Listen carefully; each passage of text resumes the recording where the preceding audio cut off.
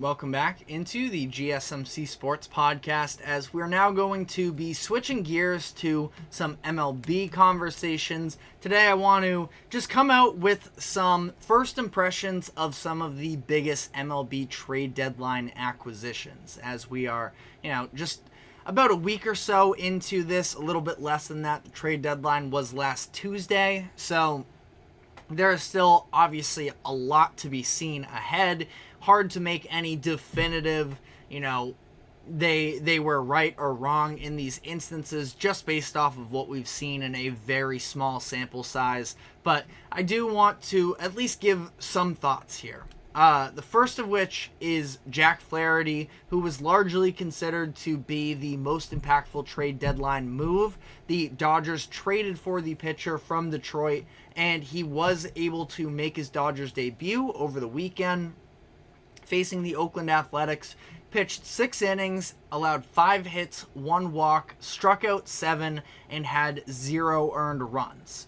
Everything you really could have asked for from Flaherty in his Dodgers debut. Now, you're facing the A's, who definitely are not any sort of a prolific offense, but I do think that they are capable now of putting up big numbers on any given night. Now, they don't do it necessarily all that often, but they do have, some real bats in there now and possibly a little bit of a core. I don't think that they are quite the rollover that we've seen from them over the past couple seasons. So, you take what you face who you face for in the perspective of Flaherty, and I think that, the Dodgers play it safe with them, take them out of the game after 6 innings. The Dodgers, more than anything, they just need stability and health from their starting pitching rotation. And Flaherty, I do think, is going to have a massive role for the Dodgers down the stretch of this year. So I do think that this is, again, you can't make the judgment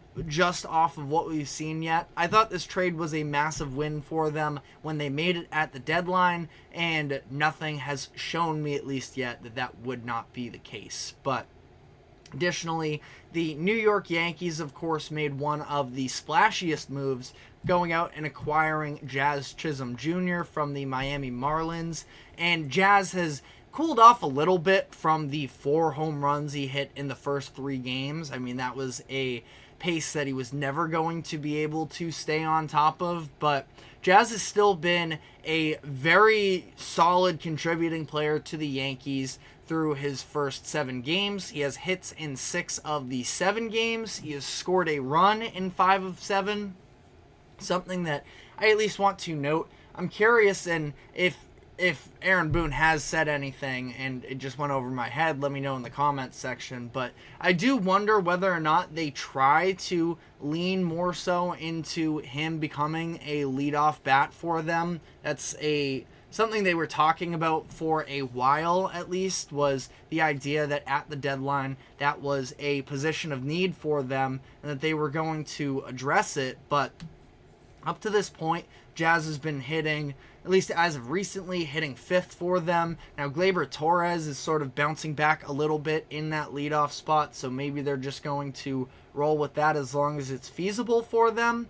But having Jazz, he actually batted, it looks like, 6th in the order just yesterday against the Blue Jays in their win. But having Jazz that low in the batting order does sort of surprise me. And it's something that I'm curious whether or not they are going to make an adjustment on, considering the fact that he has a 364 on base percentage up to this point. You just want to get guys on for Juan Soto and Aaron Judge at the top of that lineup. So we will have to see there. But they also made the move for Mark Leiter Jr. at the deadline, was with the Cubs for the past few seasons. And I think that he's looked really good so far. 4 appearances. He did allow a run in his appearance versus the Phillies late last week, but I thought that he was really impressive in that appearance that he had last night on Sunday evening to escape the 10th inning without allowing a run. He's pitched in a couple high leverage situations for the Yankees so far, and he has done just about, for the most part, what you ask of him. Probably not even, it's not like they brought him in to be a high leverage guy for them, but also, for whatever it's worth, with whatever struggles Clay Holmes has been dealing with from a consistency standpoint. Probably not bad if he ends up being somebody who can at least give you a little bit of assurance at the back end of these games. But again, we will sort of see how things progress there. But both of the additions for the Yankees looking solid so far.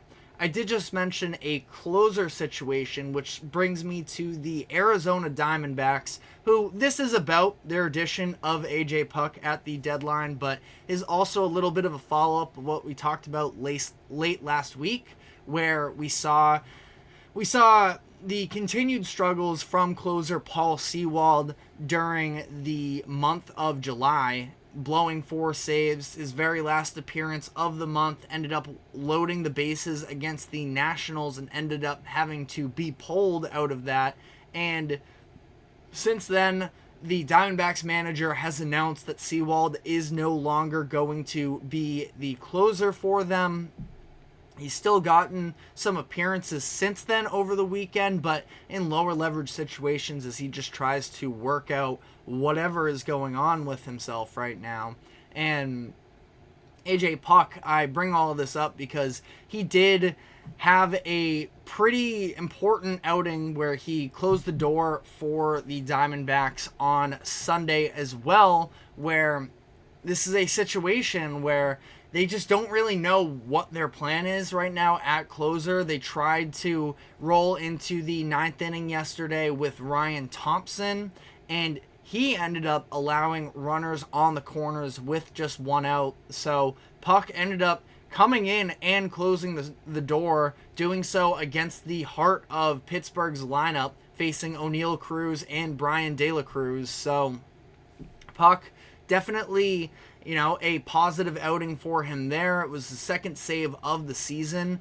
Now, it's notable that Puk was the closer for the Marlins in 2023, or at least he took on that role as much, he got a number of those instances with them. He had 15 saves in 2023, really his only experience with being a closer. And this season we saw Tanner Scott end up taking over the true closer role and, shutting the doors for Miami whenever they could this year, considering it was a bad first half of the season. So I do think that it's on the table that Puk could take over this, but it's a risky situation. And with the Diamondbacks, who feel like they've been playing really good baseball lately, having this sort of drama and controversy around who's going to pitch the 9th inning for them is something that has been pretty devastating. And ultimately, Puk could be a candidate for taking over that role. Now, Steve Gilbert, an MLB insider, did write an article about the situation over the weekend, and he reported that he doesn't think that Puk is going to be their solution there, that the Diamondbacks would prefer to use him as a specialist against left-handed hitting. But we'll have to see there, because there doesn't really seem to be a clear option. I'm sure they were hoping that Ryan Thompson, who was able to sort of get out of the situation late last week when Paul Sewald sort of had his meltdown in the 9th inning, but that didn't seem to work for them last night, so they are kind of without answers there. And then the very last thing that I want to point out here, obviously there were a ton of moves that took place over the course of the deadline, but there's only so much time we have on these segments. And also still very early into the second half of the season, that don't want to be overreacting to anything, but the Brewers were really hoping to be able to bolster their starting pitching rotation a little bit more at the deadline, and they ended up coming away with Aaron Civale, which is a fine option for them, but it's been pretty ugly so far with Civale in Milwaukee. Now, he's not having a good year anyways, a career worst 5.14 ERA, but even since then, it has been ugly since he's gotten to Milwaukee. He's made 5 starts already, and none of them have gone well up to this point. Now, this happened, of course, just a little bit before the trade deadline, but Another really ugly performance over the weekend where he played the Nationals. 4 innings pitched, 7 hits, 5 earned runs, 1 walk, 3 strikeouts as well. It's been a little bit messy there, and for a Brewers team that, to be fair, I mean, they are sitting ahead right now in the division and have a little bit of a comfortable lead, 5.5 games ahead of St. Louis. Their loss against the Cubs last night definitely helped them, but I do feel like it's going to be a little bit, of a close call down the stretch in this division. The Brewers have been very reliant on an overachieving offense for a lot of the year, and we're hoping that they could come away with better starting pitching, but that was not the case, and Savali does not seem to be the solution there. So let me know the other first impressions you have. Again, still very early on here that, it's not worth overreacting to anything in particular, but just some additions that really stood out to me. But we are going to be taking our final break of the show, and when we come back on the other side, we will be recapping the Boston Red Sox series against the Texas Rangers. So we will be breaking that down. But first, a quick break. Don't go anywhere. We will be right back.